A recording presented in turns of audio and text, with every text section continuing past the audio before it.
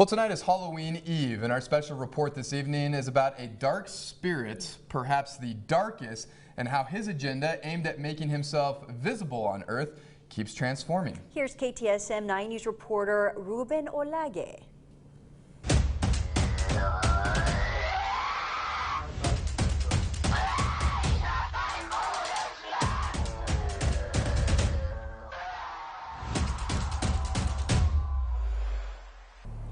The entity we know as Satan, and I will refer to him here as a person, has seemingly reacquired an old method of possession. His system, it appears, is no longer just provoking the human body to escalate walls or speak languages unbeknown to victims. Assumingly, he is now using a regular person, somebody who, to you and me, looks pretty normal. The Catholic Church is investing considerable time and money into what it calls deliverance. It is a fairly new counteroffensive launched to catch Satan before he inserts himself in a person's body. Deliverance basically is the ministry of getting people to be free of demonic interference in their life.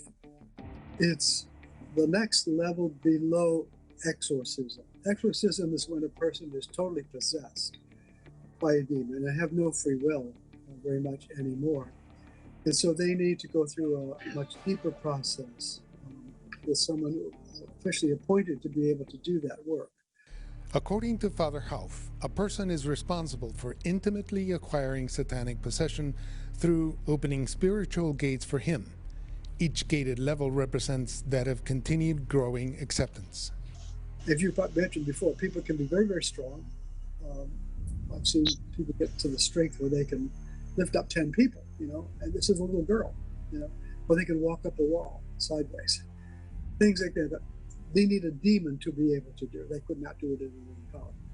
So once at that level, now we're dealing with really heavy demons. We're dealing with Satan himself. We're dealing with some of the heavy ones, Beelzebub, Moloch, and different. It's not a game, he says. Mankind is exposed daily to a plethora of dark dangers that continue to challenge faith and reason.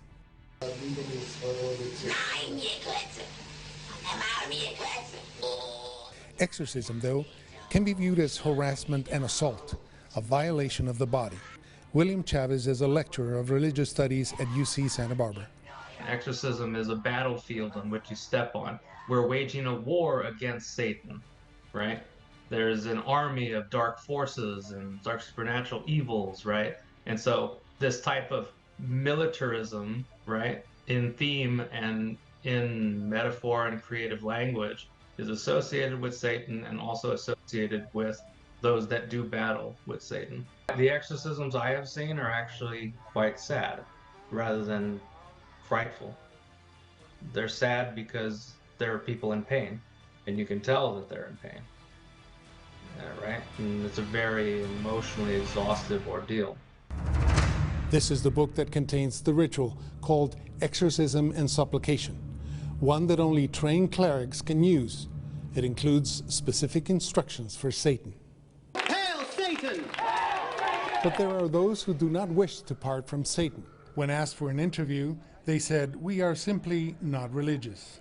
From a research standpoint, the problem with possession is that it does not stand the rigor of scientific method.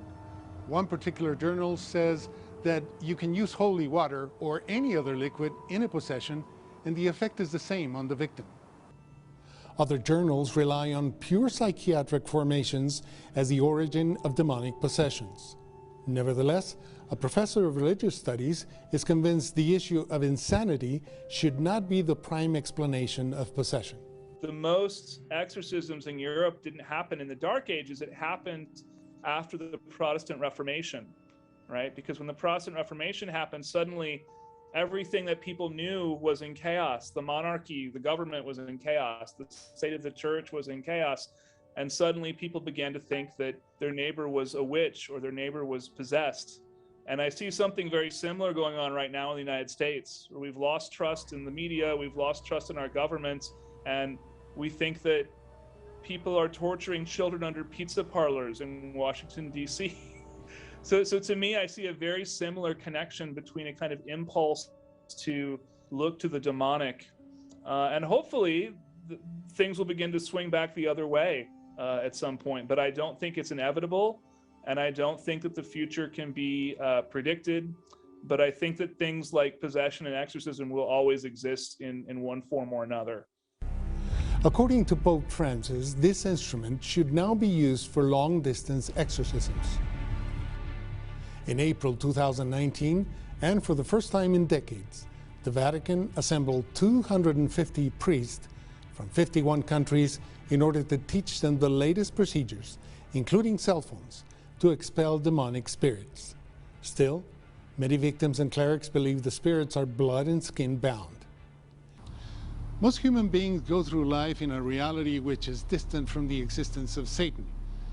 But whether we believe in him or not, everyone we interviewed from the religious or scientific platforms agree.